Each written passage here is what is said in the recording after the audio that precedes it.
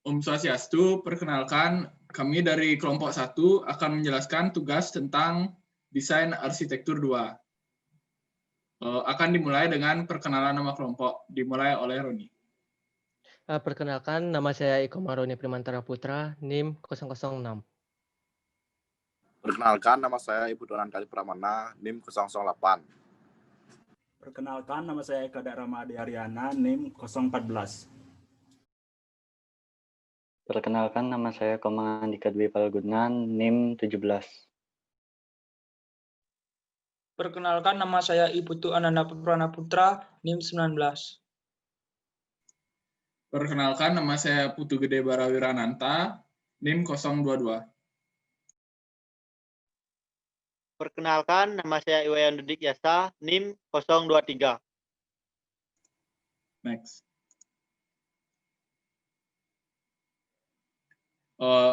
Saya Barawirananta, NIM 022 akan menjelaskan tentang buku arsitektur bentuk ruang dan tatanan oleh Francis D. Kaching. Di bab 1 ada elemen-elemen utama. Pada bab ini menjelaskan tentang tatanan pertumbuhan dimulai dari titik, garis, dimensi, dan mulai dari bidang dalam sebuah volume 3 dimensi. Ada beberapa elemen-elemen utama, contohnya titik, garis, bidang, dan volume. Pada bab 2 menjelaskan tentang bentuk, yaitu bentuk yang merupakan isian impulsif yang memiliki beberapa makna. Bentuk bisa merujuk pada penampilan eksternal yang dapat dikenali. Contohnya, pada hal ini dapat ditunjukkan pada bentuk-bentuk geometri seperti lingkaran, segitiga, dan kotak.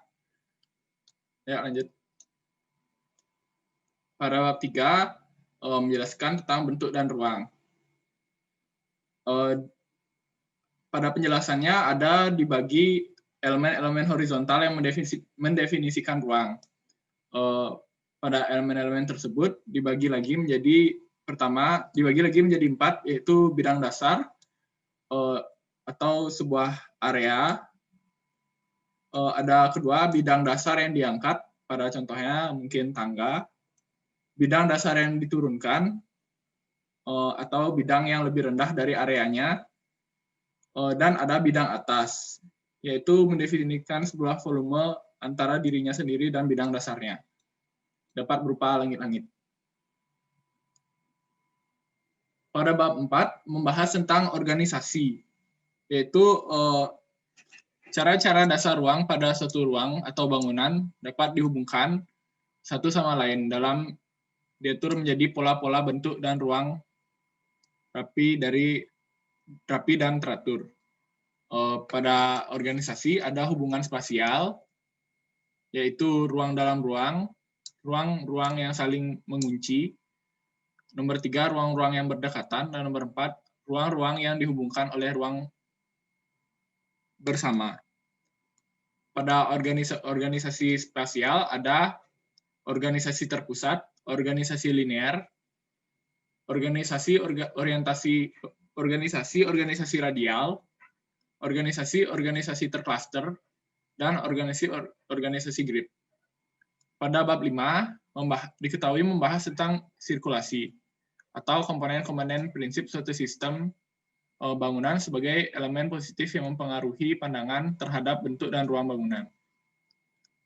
Adapun elemen-elemen sirkulasi yaitu pencapaian, pintu masuk, konfigurasi jalur, hubungan jalur ruang, dan bentuk ruang sirkulasi yang terdiri dari tertutup, terbuka pada satu sisi, terbuka pada dua sisi.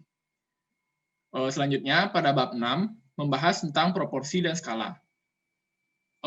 Ada beberapa, yaitu yang pertama proporsi material, proporsi struktural, proporsi pabrikan, dan proporsi di bidang bagian. Pada contohnya dapat digunakan golden ratio, susunan-susunan spesies, teori reminiscensi, skala modular, Ken, dan antropometri. pada bab 7 membahas tentang prinsip-prinsip, yaitu ada prinsip-prinsip penyusunan. Ya, lanjut. Nah, pada hal ini saya akan menjelaskan tentang resensi buku, yaitu judul bukunya Arsitektur Bentuk Ruang dan Tatanan edisi ketiga, karya Francis de Kaching, dan diterbitkan oleh Erlangga.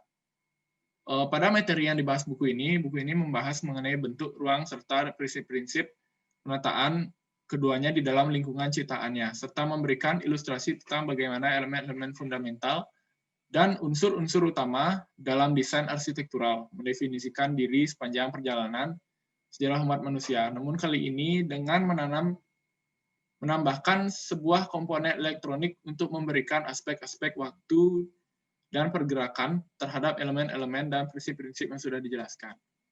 Adapun kelebihan dan kekurangannya, pada kelebihannya buku ini berisikan ilustrasi gambar yang sangat detail dan jelas dalam bentuk 2 dimensi maupun 3 dimensi, serta penjelasan konsep-konsep arsitektur setiap desain yang ada, sehingga semakin menarik untuk dibaca mahasiswa.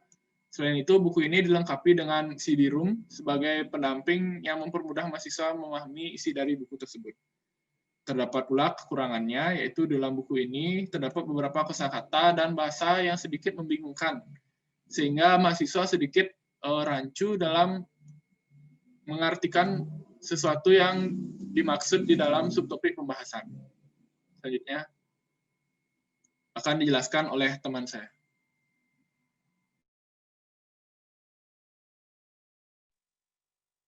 Baik, sebelumnya terima kasih atas waktunya. Saya akan melanjutkan presentasi dari teman saya. Saya akan bahas tentang buku Ernest Never, Rancangan Bangunan. Rancangan bangunan harus memiliki panjang lebar dengan bantuan seorang arsitek dengan mempertimbangkan yang pertama yaitu letak tanah luasan, perbedaan tinggi tanah, dan menuju ke jalan spesifikasi tanah dan biaya dalam merancang suatu bangunan. Yang kedua yaitu ada tembok. Tembok yang baik harus terpasang menempel pada dinding dan langit-langit dengan cara mengkaitkan prinsip ruang dinding yang tidak ditopang dalam bagian bangunan, yang hanya sesuai dengan beratnya sendiri dari suatu bangunan. Dan yang ketiga yaitu ada sistem ventilasi. Sistem ventilasi merupakan suatu bangunan atau ruang sanitasi pada bangunan harus memiliki perancangan yang baik dalam ruangan, harus memiliki udara keluar yang baik jika menggunakan AC di dalam ruangan, supaya nyaman dan dalam ruangan. Yang keempat ada lantai. Lantai merupakan lantai suatu bangunan, showroom harus memiliki kontur supaya lantai tidak licin dan grip pada kendaraan atau orang di dalamnya. Jika tidak, kendaraan atau manusia akan tergelincir dan bekas dari kendaraan akan berbekas. Dan yang kelima ada pembangkit tenaga listrik.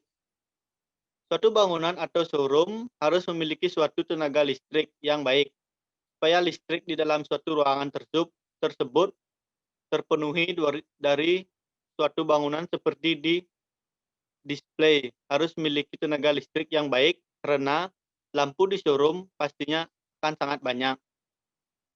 Yang keenam ada instalasi tenaga air.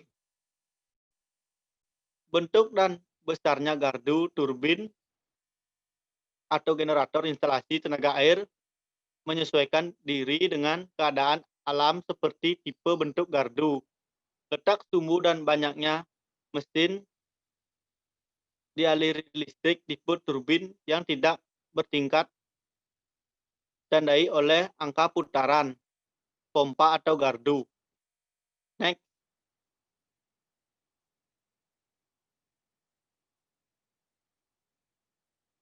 Dan yang ke-8 ada teknik udara ruang. Kelembapan udara ruang untuk kenyamanan batas atas kadar kelembapan udara terletak pada 11,5 G, yaitu air setelah kilo. Udara keris 60 Udara kering 65%, kelembapan relatif tidak lebih dilampaui. Yang ke-8 ada pelindung panas. Pelindung panas bangunan untuk kenyamanan pelindung manusia terhadap panas yang terlalu banyak dan terlalu sedikit. Penghemat energi panas, pelindung terhadap kerusakan bangunan yaitu terjadi oleh gerakan panas yang terutama oleh kondensasi uap air. Dan yang ke-9, pelindung bunyi suara. Pelindung bunyi udara sangat bagus, sedangkan pelindung bunyi bagian bangunan sangat buruk. Lebih buruk daripada yang diharapkan sesuai dengan berat permukaannya. Pada bagian bangunan yang berat dan kasar, fleksibel frekuensi diletakkan di atas. Pada bangunan yang tipis dan lunak, fleksibel di bawah jangkauan frekuensi yang tepat. Saya akan bacakan referensi dengan buku ini. Buku Ernest Never ini berisi atau membahaskan tentang banyak data pada arsitektur, seperti yang pertama ada besaran ruang, simbol dalam menggambar arsitektur, ukuran-ukuran ruang, bentuk bangunan, dan fondasi sampai atap. Dan yang kedua ada kelebihan dari buku ini, yaitu memakai bahasa Indonesia sehingga mudah dimengerti dan memiliki data-data yang sangat detail yang dibutuhkan arsitek. Kekurangannya antara lain beberapa tabel sangat sulit dimengerti untuk kami yang baru awam dalam dunia arsitektur. Baik, sekian dari presentasi saya. Baik, saya akan melanjutkannya. Kita akan melanjutkan kepada subtopik pembahasan dari kelompok kita, di mana kita membahas tentang showroom. Di sini saya akan menjelaskan pengertian showroom terlebih dahulu. Showroom atau ruang pamer adalah ruang yang khusus digunakan sebagai tempat memamerkan mobil atau motor. Masyarakat umum menyebut demikian karena ada secara global dan sudah menjadi kebiasaan berasumsi bahwa tempat untuk memajang mobil atau motor dinamakan showroom. Menurut Gilbert MC Devin, kata showroom diartikan sebagai wilayah atau tempat yang menyediakan jual beli mobil dengan fasilitas lengkap seperti servis atau bengkel, spare part, dan fasilitas pendukung lainnya. Selain itu, showroom juga dapat diartikan sebagai tempat display furniture ataupun barang yang memang dipamerkan. Fungsi dan tujuan showroom, yaitu fungsi dari sebuah showroom adalah untuk memamerkan barang atau produk yang ditawarkan kepada konsumen. Sebagai tempat memamerkan produk, ruang pamer harus mempunyai ability untuk menampilkan produk yang akan ditawarkan di pameran dengan semaksimal mungkin. Di sini ada spesifikasi khusus showroom, di mana showroom ini terdiri dari beberapa ruang, yaitu ruang servis, ruang suku cadang, ruang pamer atau display, ruang administrasi, toilet, dan ruang tunggu yang nyaman. Sarana dan prasarana yang terdapat pada showroom, yaitu sarana pada showroom yaitu ada mobil atau motor, rak suku cadang, meja, kursi, sofa, peralatan servis, spare part, dan aksesoris. Prasarana pada showroom ada parkiran, bangunan showroom yaitu yang terdapat pada bangunan showroom yaitu ruang display, ruang administrasi, ruang servis dan suku cadang, toilet, ruang tunggu. Ide struktural itu mengedepankan ketetapan fungsi dan tujuan dalam dirancangnya showroom dengan sesuai syarat-syarat yang berlaku. Jadi di mana showroom yang diharapkan pastinya dapat menarik para konsumen atau pembeli. Jadi menguntungkan bagi pihak showroom dan memiliki daya tarik tersendiri dari bangunan lain di sekitarnya.